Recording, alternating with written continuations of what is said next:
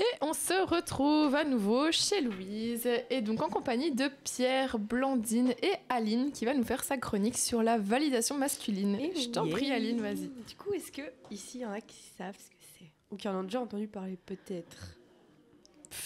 Bah, je me doute que ça va être le fait de faire certaines choses avec un besoin d'une validation masculine. Tout est dans le terme, je ne fais que répéter. Oui, mais ça doit être ça, du coup. Bah, clairement, c'est ça en fait. C'est le besoin venant du sexe féminin d'une validation de l'action ou du choix que tu fais par le sexe masculin, du coup. Et ça envoie une construction sexiste qu'on a du syndrome de la Schtroumpfette. Je sais pas si ça, vous savez ce que c'est. Non. J'ai déjà entendu, mais une petite définition, ça fera pas de mal. Est-ce que c'est par rapport au fait que les Schtroumpfs, ils ont chacun une personnalité et que la personnalité de la Schtroumpfette, c'est juste d'être une femme? Ah ouais. C'est exactement ça. C'est exactement ça. Donc en fait, c'est que la condition que tu fasses partie d'un seul mec, le fait que c'est... Enfin, le fait... Waouh, je vais arriver à parler. Donc en gros, c'est la condition de la femme dans un groupe de mecs, c'est qu'elle représente juste la femme, elle est là, et c'est la seule meuf du groupe, et c'est juste grâce à ça qu'on juste une présence féminine. Juste une présence féminine. Et du coup, elle aura un privilège social dans ce groupe-là, et elle aura du coup une validation masculine, parce que ce sera la seule femme. C'est un peu ça, le syndrome de la Schtroumpfette, en mode... coucou, je suis la seule fille du groupe, et j'essaie de m'intégrer avec vous. Mais donc est-ce que c'est vraiment un privilège d'être la seule meuf dans un groupe de mecs? Moi j'ai l'impression que c'est plutôt un handicap limite. En soi, oui et non, parce que ça peut être un privilège dans le sens où vu que t'es la seule meuf, tu vas pouvoir un peu avoir des comportements que en face d'autres femmes t'auras pas, et eux vont peut-être être plus sympas envers toi, et ce genre de choses, tu vois. J'ai pas l'impression que ce soit pour des bonnes raisons, quoi. Non, clairement c'est pas pour des bonnes raisons dans les 3/4 du temps, mais genre... C'est juste un truc qui arrive souvent. En vrai, ça arrive très souvent. Je sais pas si vous avez une personne qui vous vient en tête, mais genre la fille qui a juste que des amis mecs.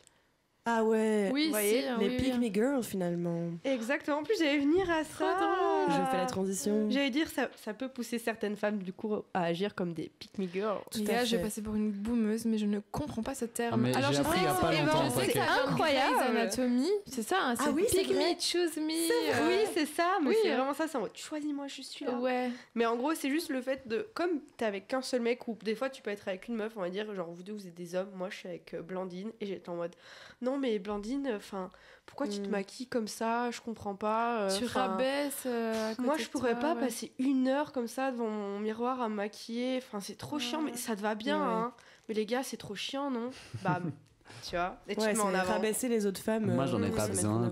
Ouais, c'est attirer les spotlights, quoi. Ouais, mais t'es en mode mais c'est pas grave, tu peux continuer, tu vois. Donc c'est ça, être une pick me. Ouais, c'est un peu ça. En fait, c'est rechercher l'attention des mecs, j'ai l'impression, en s'identifiant un peu à eux, genre ouais, moi, venez, on va faire des jeux vidéo, les gars, trop chiant de effectivement se maquiller, enfin des comportements typiquement féminins vont être hyper rabaissés, j'ai l'impression. Juste des mecs ou en général, tu peux être pick me juste au vouloir attirer. Ça souvent c'est juste pour les mecs. Genre les mecs peuvent le faire aussi, ça existe aussi chez les hommes, tout comme les hommes peuvent chercher la validation féminine, même si c'est moins poussé que chez les femmes.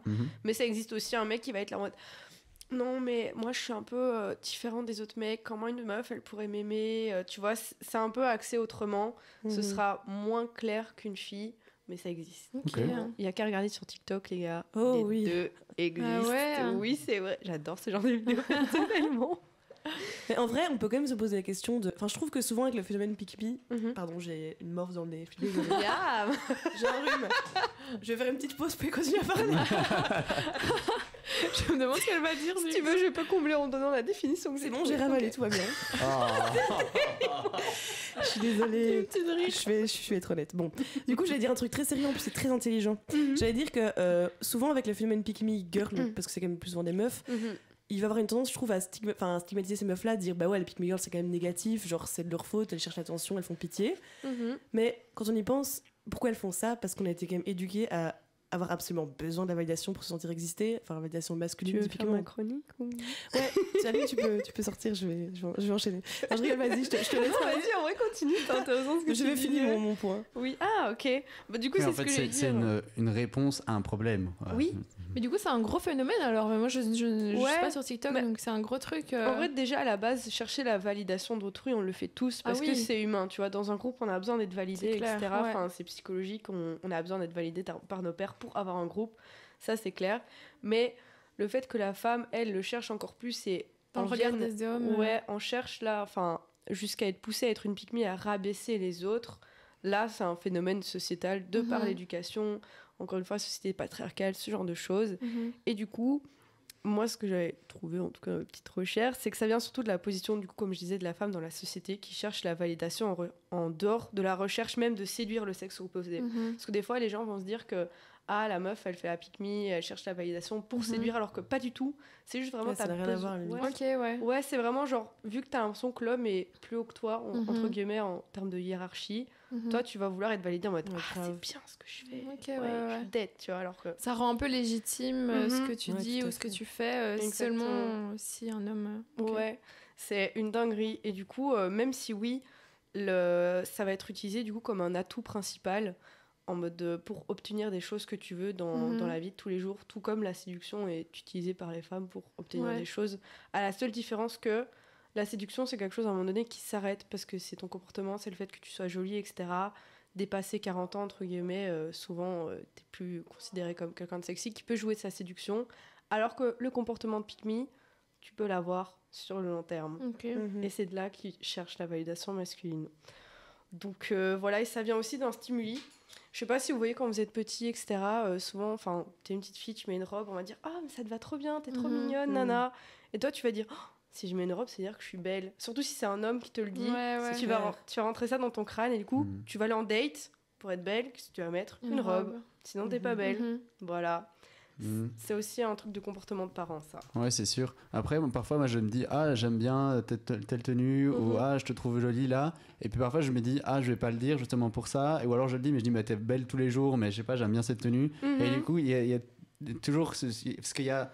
C'est néfaste, mais en même temps, il y a ce côté où juste il y a quelque chose que t'aimes bien et il faut aussi communiquer là-dessus, quoi. Donc c'est délicat. Mais en plus, c'est dur parce que je trouve qu'on est une génération où on se pose plein de questions et c'est trop cool, on remet plein de choses en question et du coup, c'est trop bien. Mais du coup, je trouve que parfois, on en arrive à, comme tu viens de dire, trop réfléchir. Et du coup, c'est presque, ok, qu'est-ce qui est naturel dans ce que je vais dire dans mes paroles ? Est-ce que je trouve vraiment sa tenue belle ou est-ce que je suis matrixée parce que c'est une robe et je la trouve mimi ? C'est vrai. Mais comme t'as dit, moi je trouve que par rapport à certains trucs, faut pas non plus se poser la question 36 fois. Enfin, Pierre, t'as envie de dire à ta copine, là t'es bien habillée, faut lui dire, mais je vois ce que tu veux dire, c'est dur de... Tu vois. Après, ça c'est plus un phénomène qui apparaît chez les enfants, où là ça va créer du coup ce stimuli plus tard de si je veux être belle, je mets une robe, mais ça se crée dans l'enfance où tu vas associer ça à mettre une robe, c'est être jolie dans ton développement personnel, mais à 40 ans, ça aura moins d'impact que quand t'es jeune. L'éducation des enfants, c'est vraiment insupportable. Moi, quand je vois autour de moi, je vais pas citer de nom, mais vraiment, non, on va pas offrir ce camion de pompier, c'est une fille. Mais et alors, encore. quoi. Ouais, mais et plus proche de toi que tu le penses, quoi. Vraiment, moi, j'étais choqué. Il y a plein de trucs comme ça, et les gens ne s'en rendent pas compte, en fait. Tu vois, c'est les grands-parents et voilà, quoi. Mais... Ouais, après, les grands-parents... J'ai l'impression que notre génération, vraiment, dans ma tête de bisounours, ça n'existe plus, tu vois. Mais quand même, je pense que t'as un biais du fait que les gens qui t'entourent sont ceux qui pensent comme toi. Peut-être. Enfin, on l'a tous, hein, oui.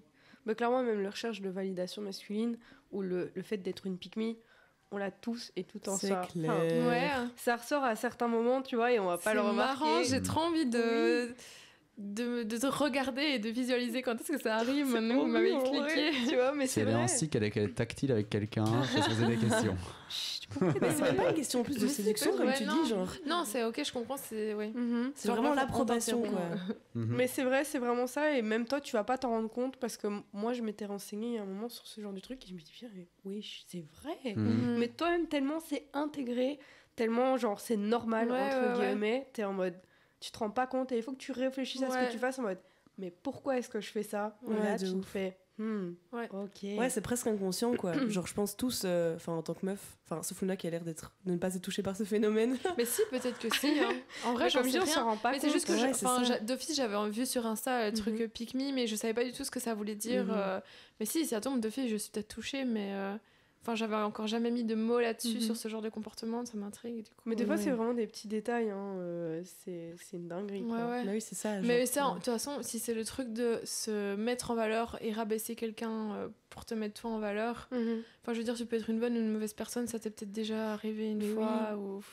Mais en plus, du coup, ça coïncide avec le fait que souvent les filles sont plus propices à critiquer que les hommes. Je sais pas si vous avez déjà remarqué, mais entre meufs, on critiquera beaucoup plus. Moi, en tout cas, quand je me retrouve avec une majorité de garçons, une majorité de filles, Ok, ouais.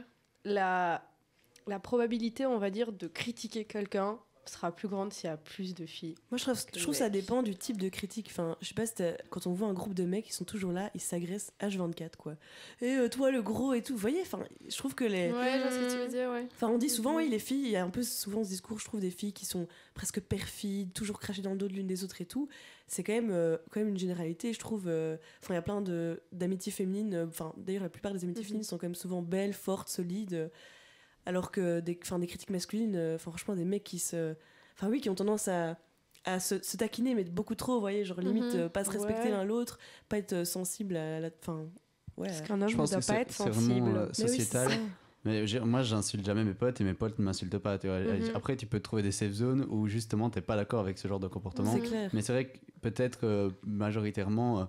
moi j'ai une carapace donc je suis pas atteint donc je vais essayer de te piquer et c'est vraiment des comportements malsains ouais mais c'est quand même fort répandu entre mecs non, mais le patriarcat est mauvais est horrible pour les filles et pour les hommes quoi. Encore plus sûr. Pour les filles mais vraiment c'est horrible tout ça quoi. Clairement mais du coup c'est un genre de comportement qui peut venir comme je disais de l'enfance. Quoi, ils rigolent beaucoup ils se marrent à l'arrière et ils font des transitions mais enfin bref. J'ai cru que ça venait du cast mais j'ai vu personne rigoler. C'est le rire de Brice qui est très fort. Tu verras ta chronique sur YouTube, ils se sont bien marrés derrière ton dos. Putain, mais qu'est-ce qu'ils font, je comprends même pas. Tu verras. Mon Dieu. J'ai hâte de voir aussi, on verra bien. Mais du coup, outre l'impact de la société et de l'éducation, il y a aussi des fois c'est juste toi, t'as un manque à combler en toi, t'as pas confiance en toi. Du coup, tu vas rechercher cette validation pour toi te rassurer, combler ce manque que tu as en toi.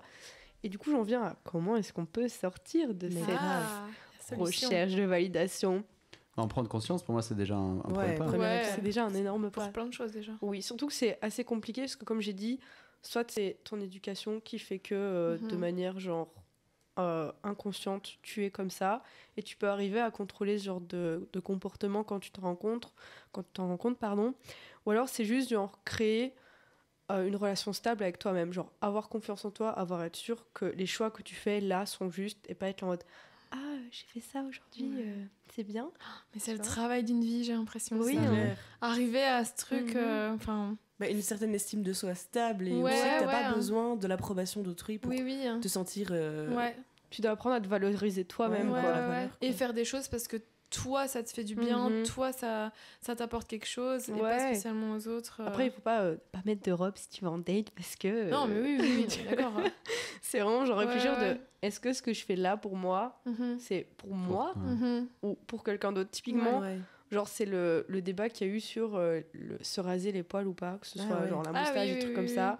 Il y en a pas un qui sont en mode, non, mais c'est sûr, tu te rases parce que c'est pour les autres. Et c'est vrai que peut-être tellement c'est inscrit en nous-mêmes que les poils c'est sale, nana. Est-ce qu'au final tu le fais parce que toi tu trouves ça vraiment sale, c'est impossible à dire presque. Tout le monde le trouve sale. Du coup tu es en mode oui c'est sale. Ça me disait, est-ce que je pense vraiment ce que je pense, ou est-ce que je suis juste éduqué par 2000 ans d'éducation chrétienne? Mais c'est clair, oui, c'est clair. Mais c'est clairement au final, la responsabilité de nos préférences quand on y pense, genre on est tellement influencé par tout ce qui nous entoure, la représentation. Moi je pense que le libre arbitre ça existe juste pas. Ouais, grave, mais là on part dans un débat un peu trop méta peut-être. Je pense qu'à un certain degré, dans certaines petites choses, tu peux le faire dans tes actions de tous les jours en mode est-ce que je vais manger des céréales ce matin, tu vois, genre ça c'est naze, mais c'est du libre arbitre. Mais genre pourquoi t'aimes les céréales? Parce que si t'étais né dans un pays où personne mange de céréales, tu mangerais pas de céréales. Bah ouais, c'est vrai, mais après ça c'est à toi aussi ton ouverture. Par exemple, genre ici en Belgique, je sais pas, de toute façon je pense qu'on ne pourra jamais se débarrasser de plein de filtres qui font ta culture, ton éducation, ça fait qui on est au final. Oui. L'être humain étant un être social, on sera toujours influencé par les autres. Donc oui, il y aura jamais de libre arbitre à 100%, mais après genre ça dépend comment toi tu entends ce libre arbitre. Genre jusqu'à quel niveau tu dis je suis libre de mes choix. Pour moi, aucun choix n'est sorti du chapeau. Mais, genre si je te dis je sors ce soir. Oui, bien sûr. C'est influencé par ton sommeil, par plein de choses, par ton corps. Ça, c'est toi, ça vient de toi-même quand même, tu vois. C'est un autre débat. C'est vrai que ça va très trop loin. Je ferai une chronique là-dessus. Je ferai une chronique sur le libre arbitre. Donc voilà, j'espère que vous avez kiffé ma petite. C'était très intéressant. Ouais, super intéressant. C'est toujours bien de remettre en perspective. Ouais, voilà. J'adore ce genre de petits sujets. Vous allez peut-être réfléchir ce soir bourré dans votre lit en mode ouais. Pourquoi j'ai besoin de la validation des hommes. Eh ben, un tout grand merci Aline pour cette chronique.